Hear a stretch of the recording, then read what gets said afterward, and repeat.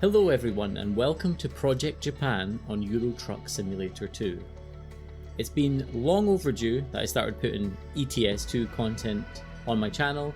I've really wanted to show you folks this map for a long time, and I figured, well, today is the day. So we're doing a run from Ikata to Amagasaki, and we're going to be transporting 17 tons of maple syrup. It's around 340 kilometers, that's around 210 miles. Now today I'm driving the Isuzu Gigatruck with the Yamato Transport steerable trailer, and we'll talk more about the truck and the trailer as we head on our journey. So we're all loaded up here at this beautiful harbour in Ikata. We've done all our pre-departure checks, so let's get on the road. This little seaside town is absolutely gorgeous, and already I feel like I'm in Japan. Okay, let's just see if we can get out the yard here. Check out that little van there. He works for the same company as us. We might see a few Yamato Transport logos on our journey today because it's actually one of the biggest door-to-door delivery companies in Japan. Okay, there's a lot of traffic here. I think we're good to go, and we're going to watch out for this pole across the street here and make sure that our trailer's getting out of the yard in one piece. Oh, check out that little car, a little Daihatsu midget. How cool is that? Thank you, buddy. He was so courteous. He was sitting back there and letting us out the yard. That was nice of him. And this is something that impresses me so much about this map. It's the fact that they've modelled in so many Japanese cars and trucks to make it feel authentic, and you'll see that on our journey today. Let's go and have a little look at our trailer. It's a curtain side trailer. It's got lots of options for the Japanese market, different rear lights, lots of side running LEDs, and I mean lots and lots. But one of the things I'd recommend if you're using this map is get yourself a steerable trailer. Whoa. That gave me a little fright. I think I was maybe going a little bit faster than the 50 kilometers, but that's my bad. So let's not crash on the first trip here.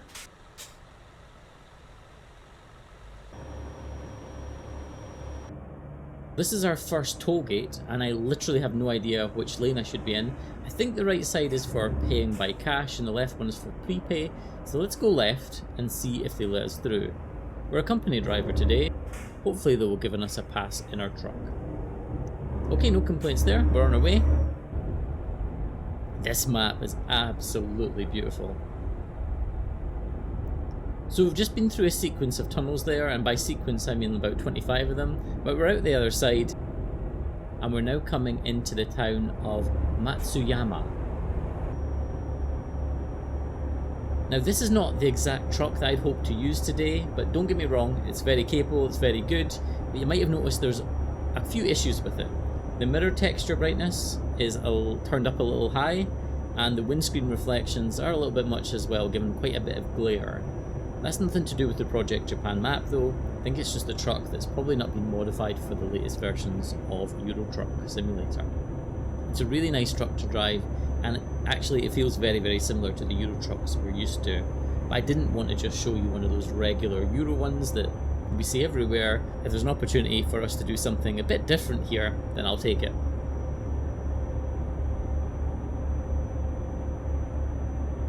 Another thing I should point out are those mirrors on the left hand side. It's a really unusual placement for them. Well, certainly as a European it is. But you know something? They're actually really good. Not great for aesthetics or symmetry and all that sort of stuff, but actually being right there and not having to look all the way across the cab is really useful. Now hopefully you can see already from this map that the Project Japan has been a labour of love for the developers. The attention to detail is absolutely incredible, and it looks like they've taken very few assets from the base Euro Truck game, which is nice. Really good to see that. It all looks really authentic and bespoke to this map, which is really cool, and you can only imagine the amount of work that the developers have put into it.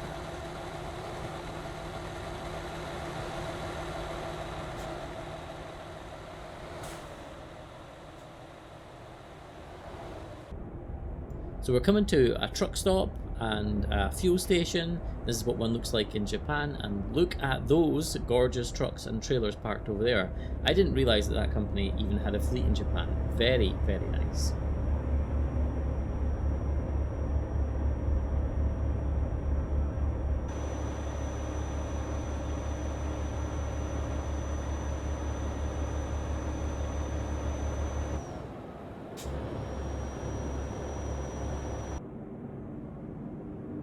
So I'm not sure what town we're in here, but we're definitely in a coastal riverside, quite an industrial place.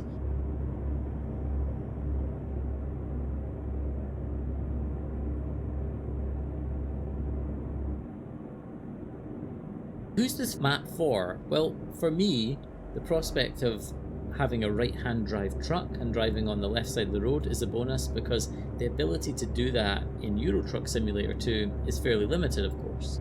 So in some ways it adds to the challenge that way. In addition to that, there's also routes on this map that are very tight and quite challenging, and there's parking jobs in yards that are really quite tough. Now, that's not to put you off, because most of the jobs, like the one we're on today, it's a fairly regular job, are really straightforward. But if you want the challenge, then it's certainly here, and you just got to know where to look for it. I'm not good at reversing or parking myself, but I don't mind sitting and planning a parking job in a yard. I'm going to get out my truck, have a little look around, look at the external views, and try and plan where am I going to move my truck, where am I going to park it. So for me, it's quite nice when I'm just playing in single player to find a difficult one here and just have a little go, have a little experiment with it. But absolutely you want to have either a short trailer or a steerable one, because that's going to make your life a whole lot easier. I know that sort of thing isn't for everybody. Some people like to speedrun the parking process, but if you like to do it like a sim, then there's some really interesting routes here for you. And I know a lot of folks will have never driven a right-hand drive truck or driven on the left an awful lot in Euro Truck Simulator, so this is a great opportunity for them as well to practice that.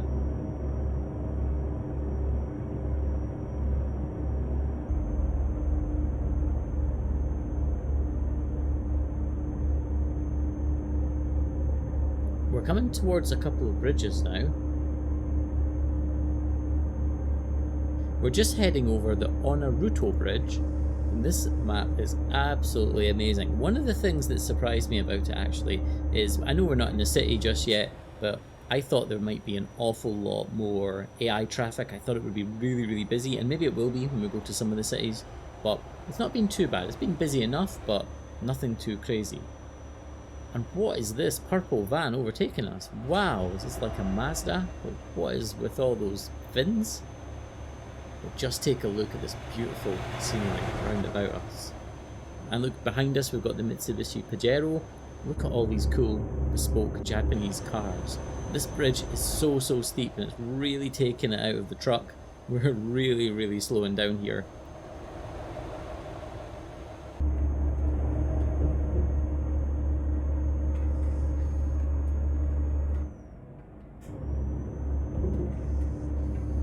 This guy on the right hand side is not hanging about. He's got some speed.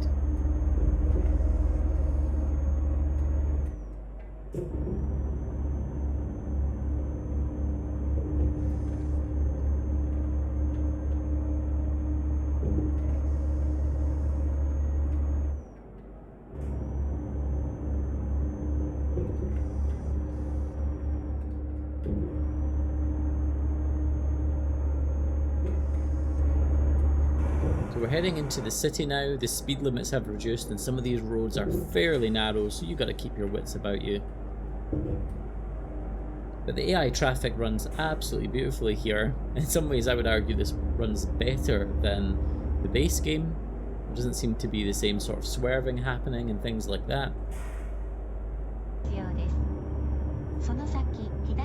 Oh, by the way, for those that are new to the channel, my name is Stu, and I do a lot of sim-related content. This is really my first Euro Truck Simulator video, but I tend to do a lot of American truck content, particularly with mods, modded trucks, mod maps. But I also cover Microsoft Flight Simulator, BeamNG, Hunter Call of the Wild, and a whole bunch of other content. So if you like the video, then please consider subscribing to the channel.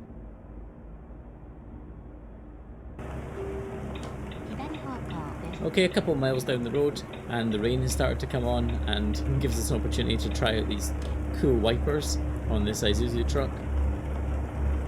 It also gives you an opportunity to see this map in different weather conditions. Let's go through one of these toll booths again. And see if they let us through this one. They do! Perfect!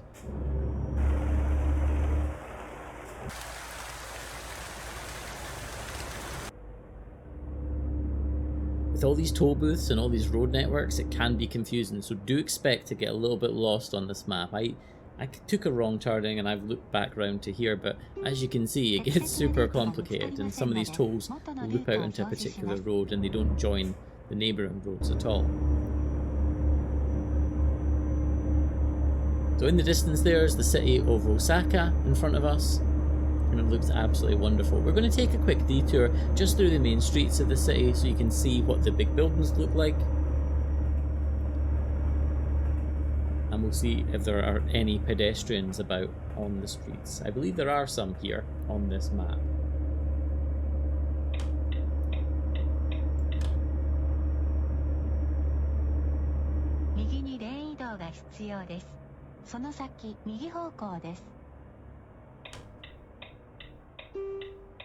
Oh boy. Yeah, there's a whole ton of pedestrians standing there. Anyway, let's look back to our destination. We're really not far away from it just now. That restaurant on that side looks really good, so we might go there and get some food after we have dropped this off.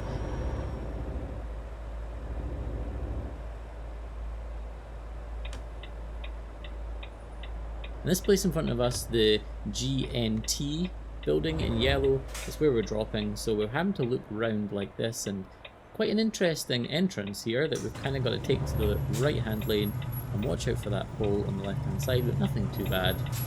And we will pull up here once we get in the yard and see where they want us to drop this maple syrup.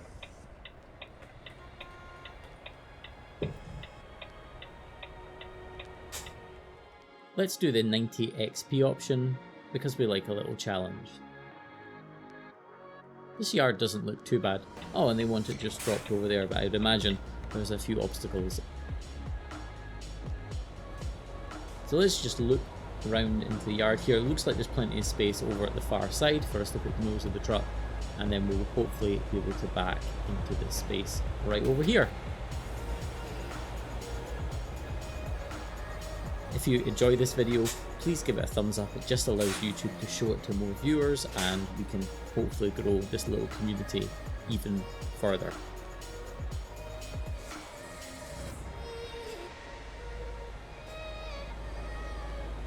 The steerable trailer is an absolute godsend. I could have taken it much closer to the pillar there, but I think we're going to be okay. And the trailer's coming around nicely. Let's try and get under this and straighten it up. We're going to be off by a little, but let's just see what we can do. Yeah, I don't want to run into those little barriers there, so let's just pull forward. We've got plenty of room here at the front of these little K cars. Watch out for this guy here. And this little mirror, this round one that's at the front here, in front of the windscreen, is so handy, and it does work so well. Look there.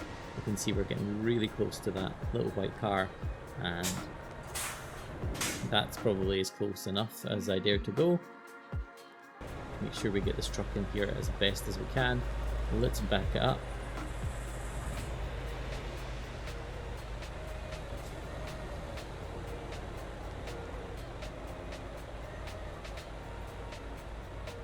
And it's gone green. They're happy enough with that.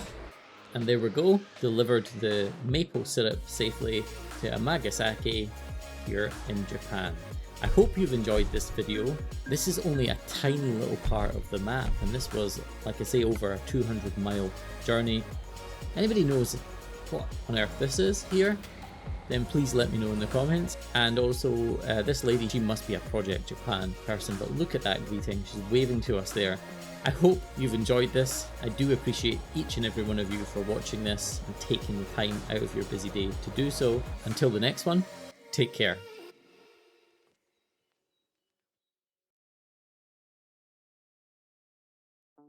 In this part of the video, I'll show you how to install Project Japan for Euro Truck Simulator 2.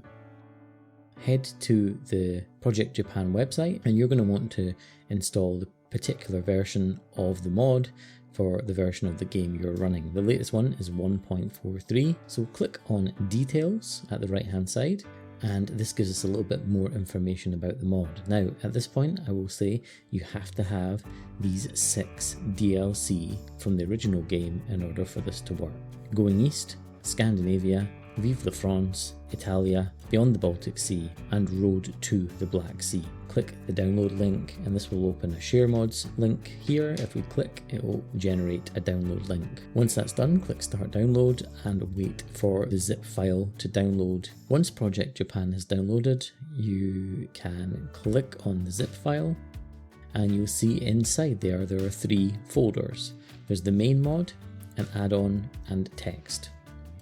If we go into the main mod, these are the 5 files that you copy over to your Euro Truck Simulator game in order for the mod to work. We'll talk about that in just a moment. There's also a folder called Add-on Mod and it's got some optional features that you may wish to copy over, and again I'll talk about them when we start to load the mods in. And finally, there's a third folder called Text, and it's got a really good guide in there that I recommend you have a look at, explaining the road signs and the rules of the road in Japan. Definitely worth a read. So I've gone ahead and copied all the SCS files from the main mod and the add-on mod folder to the directory, which is at the top of the screen. Once you've done that, go ahead and start Euro Truck Simulator 2 and go to Manage Profiles. Click on New Profile and give it a name. In this case, I'm going to go for Project Japan and give your company a name as well. I'll just do Project Japan, but you can choose anything you want. Do all the usual stuff, pick your character, your truck design, and your company logo as well. Now, before we go any further, what we're going to do is click on Mod Manager at the top left there. And then in here, you'll see all of the Project Japan mod files that we've just copied over into our mod directory. In order to load these, we just have to double click the little grey icons until they turn green, and the load order is 5, 4, 3, 2, and then 1. I've decided to put all the optional mods in here as well, and so this is the load order for these. A3, this particular mod gives you really difficult parking jobs, so if you like a little bit of a challenge, you might want to have this one in here. Then A2, this one gives you real Japanese company names. And then we want to have A1, which gives us various truck accessories for the Japanese market. And finally, there's the hot dog accessories A1, which goes at the very top, which gives you the little hot dog people standing on the streets. If you're happy with that, click Confirm Changes. And then for the map module, we want to click japan.mbd. Click Create, and the Japanese map should load up just like this. If you hover over the city names, it will tell you the English names. Pick somewhere that you would like to start your Japanese career. And just to prove that we are in Japan, there's our first company. And there is our Japanese truck ready to be driven. I hope you found this useful. Enjoy Japan.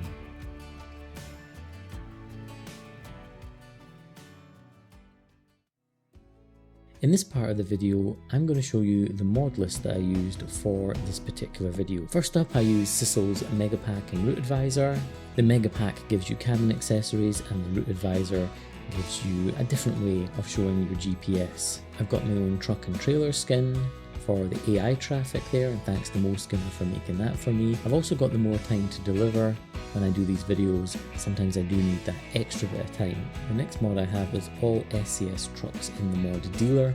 This is useful so you don't have to travel around to various dealers. You can buy all the trucks in the one place, which is super handy. I've got the realistic headlights, which is an excellent mod, and realistic rain.